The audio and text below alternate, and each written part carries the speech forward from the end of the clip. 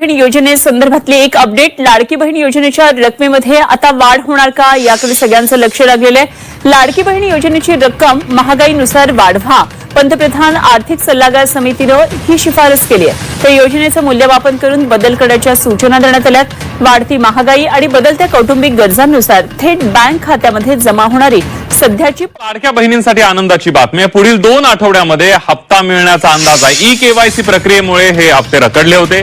E-KYC केली नाही त्या महिला अपात्र होणार आहेत। लाडकीचा मार्च एप्रिलचा हप्ता थकीत आहे। ई-केवायसी करण्यासाठी 30 एप्रिलची अंतिम मुदत ठेवण्यात आली होती, त्यामुळे ज्यांनी ई-केवायसी केली नाही त्या महिला अपात्र होणार आहेत।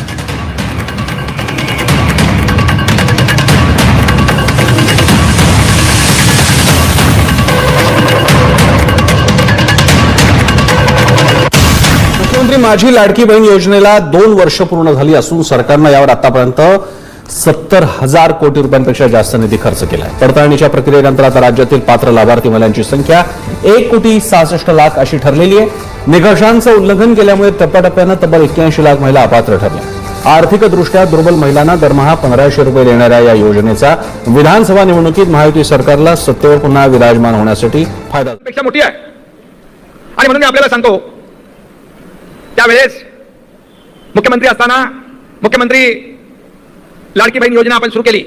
आम्ही देखील गरिबी पाहिली आहे, आमच्या आईची पत्नीची काटकसर पाहिली आहे आणि त्यावेळेची परिस्थिती देखील पाहिली आणि म्हणून मुख्यमंत्री झाल्यानंतर मुख्यमंत्री माझी लाडकी बहीण योजना आपण सुरू केली, त्याचा उदय आणि जन्म त्यावेळेस झाला। आणि आपल्याला सांगू इच्छितो, कोणी माईका लावला तरी लाडकी बहीण योजना कधीही बंद होणार नाही।